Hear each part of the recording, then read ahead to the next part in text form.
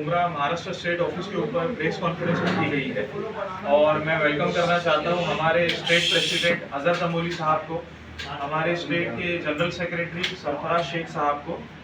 और ये जो प्रेस कॉन्फ्रेंस रखी गई है, जो कल हमारे ऑफिस के ऊपर ईडी का रेड हुआ था, ईडी के रेड के ताल्लुक से हमारे स्टेट प्रेसिडेंट अजहर तंबोली साहब और हमारे स्टेट के जनरल सेक्रेटरी सरफराज शेख साहब जो है इस कॉन्फ्रेंस को एड्रेस करेंगे। जैसे आप लोगों को जैसे पता है, कल एक अपना ईडी डिपार्टमेंट ने कल यहाँ पे हमारी एसडीपीआई ऑफिस पे रेड मारा और महाराष्ट्र की जो स्टेट ऑफिस है हमारी मुमरा की, और काफ़ी हिंदुस्तान के जहाँ पे एसडीपीआई की स्टेट ऑफिस है वहाँ पे इन्होंने रेड किया। लेकिन इन्होंने जो रेड किया, इनको कुछ चाहिए था एसडीपीआई से कि जो बार बार जो झूठे इल्ज़ाम लगा रहे, फेक प्रोपेगेंडा क्रिएट कर रहे हैं कि पीएफआई से कुछ मनी लॉन्ड्रिंग के मैटर में या कुछ लिंक मिलते हैं, वैसा ये करके रेड मारा। लेकिन इन्होंने रेड मारा तो इन्होंने ये 4 या 6 घंटे की जो इनकी रेड चली है उसमें इनको 1 रुपये का भी हिसाब नहीं मिला। जो इनके जो ये फेक प्रोपेगेंडा क्रिएट करके जो ऑफिस में सब हमारी एसडीपीआई के ऑफिस में हर जगह जो गए हैं कि यहाँ से कुछ मिल जाएगा, तो यहाँ से सिवा ऑफिस के जो पॉलिसीज़ है उसके अलावा और ऑफिस के जो कॉन्स्टिट्यूशन के हिसाब से जो चलती है पार्टी, उसके अलावा इनके पास कुछ भी नहीं मिला।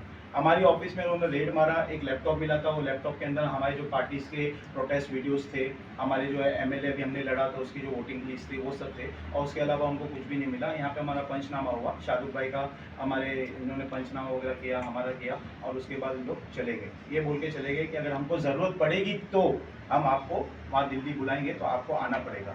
लेकिन हमने पूछा कि मतलब साहब, अब जो नीयत से यहाँ पे आए थे वो क्या हुआ? तो बोले जो नीयत से तो हम लोग आए थे, हम लोग जो सोच के आए थे या जो हमको भेजा गया था उसके लिए तो यहाँ पे एकदम क्लीन है, कुछ भी नहीं है। पूरा ऑफिस का एक कोना छप्पा हम लोग ने चेक किए, ऊपर टेरिस पे जाके चेक किए, सब कुछ किए, तो वो सब समझ गए कि ये खाली एक फेक प्रोपेगेंडा है। उसमें एक ऑफिसर बहुत अच्छे थे, समझदार थे, उन्होंने बोला कि ये खाली एक हैरेसमेंट के तौर पे कर रहा है, लेकिन कुछ हुआ नहीं और चलेगा। और आगे की चीज़ अभी जो है हमारे नजर पर कंटिन्यू करें। काल ज्या पद्धतीने हिंदी हिंदी हिंदी मराठी कल जिस तरीके से ईडी ने पूरे मुल्क भर में 12 जगह पे छापेमारी की, और ये बीजेपी या मोदी सरकार का ये पहली मर्तबा इस तरह के छापे का वारदात नहीं है। हमेशा हमने देखा है 2014 से लेके अब तक जो है केंद्र सरकार ईडी, सीबीआई, इनकम टैक्स, ये डिपार्टमेंट्स को अपना एक पॉलिटिकल विंग बना के रखा है, और जहाँ जहाँ पे सरकार के खिलाफ आवाज़ उठती है या फिर प्रादेशिक पक्ष है, उनको ख़त्म करने के लिए ये सेंट्रल एजेंसीज को इस्तेमाल किए रहे।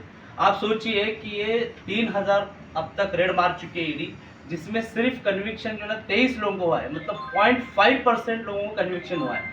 मतलब ये साफ दिखाई देता है किस तरीके से गवर्नमेंट जो है ईडी को इस्तेमाल करके अपोजिशन को ख़त्म करना चाहती है। अभी हाल ही के दिनों में आपने देखा होगा कि social democratic party of India का वक्फ बिल को लेके पूरे मुल्क में जो है बड़े तौर पे प्रोटेस्ट हुआ है।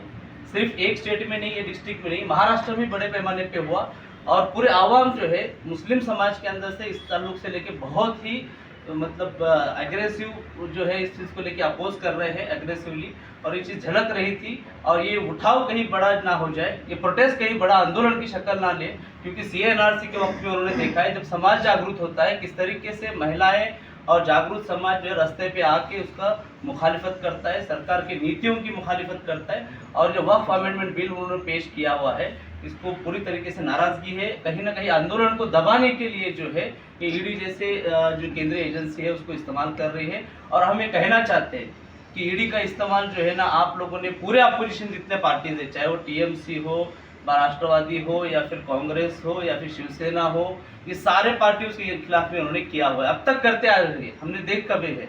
तो आप भी देख सकते हैं कि आंदोलन के मुकाबले में इमीडिएटली 2022 का केस, उसमें जनवरी में हमारे राष्ट्रीय अध्यक्ष ईडी के ऑफिस में जाके स्टेटमेंट देते हैं, उसके बावजूद जो है अभी दिल्ली जा रहे थे, दिल्ली एयरपोर्ट में ईडी के ऑफिस जा रहे थे, एयरपोर्ट से उठाया गया।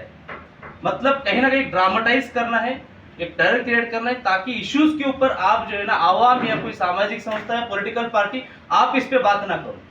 बात करेंगे तो दबाव जाओगे। लेकिन हम उनको वाजे करना चाहते हैं कि एसडीपीआई का जो यस है ना, वो सोशल रिफ्लेक्ट करता है, ना कि सावरकर रिफ्लेक्ट करता है। तो हम वो माफी विरोध में नहीं है। जिस तरीके से महाराष्ट्र के अंदर सत्ता पलट की गई, ना सिर्फ महाराष्ट्र में और भी स्टेट्स में उन्होंने ईडी का इस्तेमाल करके सत्ता पलट किया है। अपना राजकीय अस्तित्व बरकरार रखने के लिए ये लोग सेंट्रल एजेंसी को यूज कर रहे हैं। और आज ये जो ईडी है वो एक मजाक बन चुका है, उसकी क्रेडिबिलिटी कोई नहीं रही है। आज जब भी ईडी का रेड होता है लोग ये सोचते हैं कि इन्होंने क्या किया है ऐसा लोगों के लिए जो यहाँ पे ईडी का रेड हुआ है। ये लोगों की आम सोच हो चुकी है। जब आपने देखा इलेक्ट्रॉनिक्स बॉन्ड का मसला आ गया तो लोगों ने भी देखा कि ईडी का रोल जो है वो एक एक्सटॉर्शन डिपार्टमेंट की जैसे यूज हुआ है। जिन जिन बड़े बड़े कंपनीज को जो है ईडी ने फंड नहीं मिलता था बीजेपी को, उन कंपनीज को ईडी का नोटिस देके उनसे हजारों करोड़ के तौर पे जो है फंड लिया गया है इलेक्ट्रॉनिक बॉन्ड के माध्यम से। वहीं महाराष्ट्र में भी देखते हैं जरांगे पाटिल उनका आंदोलन होता है, जो मैदान देता है उनको वो कंपनीज को या संस्था को नोटिस देते हैं, वो इमीडिएटली बीजेपी में शामिल होते हैं। तो ये ईडी जो है एक बीजेपी पार्टी का हिस्सा बोल के काम कर रहा है और हम इसकी कड़ी निंदा करते हैं, क्योंकि लोकशाही में इस तरीके के मिसयूज जो है सेंट्रल एजेंसीज का ये कभी भी बर्दाश्त नहीं कर सकते। और ये संवैधानिक अधिकारों का जो है ये सरकार जो है तरतूदों का गैर इस्तेमाल कर रही है अपने पॉलिटिकल फायदे के लिए, और ये जनता जान रही है। और अब हमें चाहते हैं कि ईडी भी जो है एक इंडिपेंडेंट संस्था, संवैधानिक उसको दर्जा है। हम उनको अपील करते हैं कि आप लोग जो है किसी सत्ते का जो है गुलाम नहीं बन के आप जो है कानून के तहत में काम करना चाहिए। कल भी जब ईडी का रेड हुआ हमने पूरा कोऑपरेट किया, क्योंकि हमारे पास छुपाने के लिए कुछ है नहीं, तो हम उसको हंसते हंसते फेस किए हैं। हमको कोई डर नहीं है, जब यहाँ की सत्ताएं पलट सकती है, लेकिन हम एसडीपीआई वाले हैं।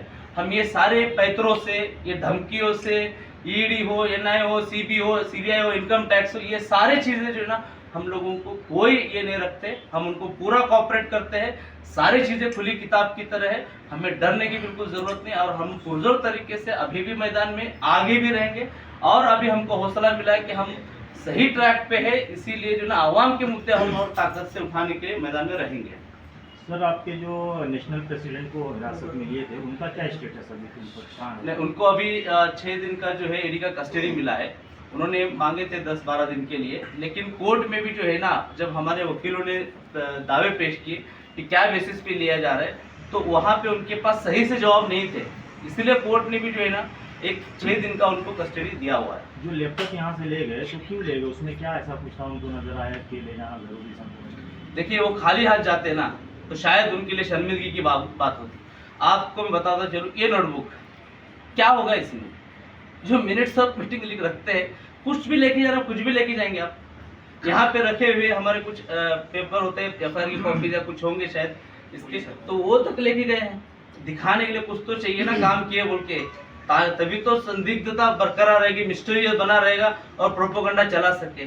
वो लैपटॉप में क्या रहेगा, एडिटिंग होता था, वीडियो एडिटिंग और जो भी होता है पार्टी का कार्यक्रम होता है उसके ताल्लुक से वीडियोस थे उसमें, और कुछ भी नहीं था। लेकिन जिस तरीके से आरोप लग रहे हैं PFI, popular front of India, दहशतवादी से संगठन, तो कोई आपका पार्टी का कार्यकर्ता है जो इसमें जुड़ा हुआ है अभी भी? नहीं, देखिए, जो आरोप लगा है ना, आरोप लगाना उनका काम है और आरोप में बेसलेस एलिगेशन है। क्योंकि इसके पहले भी जो है आपने देखा होगा, यशवंत सिंह उन्होंने आरोप लगाया था कि भाजपा को इलेक्शन जिताने के लिए जो है ना आरएसएस ने पूरे मुल्क में जो है ना बम ब्लास्ट करने के लिए बोला था। अच्छा, ये कहीं पर भी बोली हुई चीज नहीं है, कोर्ट में बोला है उन्होंने, कोर्ट में। आरोप की बात करते हैं, आपको एविडेंस बताते हैं हम लोग। इंद्रेश कुमार भाजपा आरएसएस का ये है, आईएसआई से इंद्रेश कुमार को फंडिंग होती थी। ये लास्ट टाइम पे इन्वेस्टिगेशन में अजमेर ब्लास्ट के अंदर वो सामने आया था, वो तो आरोप नहीं था। यहाँ पर जो है सिर्फ आरोप है। क्या आरोप है? जब कोई ऑर्गेनाइजेशन आप बैन करते हैं, उसके बाद अगर आप उससे कुछ रिलेशन रखते हैं तो दैट इज डिफरेंट थिंग। अगर हजारों एनजीओ जो है, आज एसडीपीआई के बहुत सारे प्लेटफॉर्म पे हम लोग जाते हैं एनजीओ के, आप हमको सोचना पड़ेगा कौन से एनजीओ बैन होने वाले, किसके पास हम ना जाए, है ना। और ये पॉलिटिकल पार्टी है, इस पार्टी में कई सारे एनजीओ के लोग आ सकते, जा सकते, हम लोग उनको बैन नहीं कर सकते कि हाँ ये आप आएंगे हम पूरा बैकग्राउंड वेरिफिकेशन करेंगे, आप कौन सा ऑर्गेनाइजेशन, तो हम लोग ब्लॉक नहीं कर सकते उसको। कल अगर आरएसएस का कोई बंदा मन परिवर्तन करके, माफी मांग के, अपने आप को संविधान पे चलने की आस्था रखते हुए अगर हमारी पार्टी ज्वाइन करते तो हम ले लेंगे उनको, इसमें कोई ये नहीं है।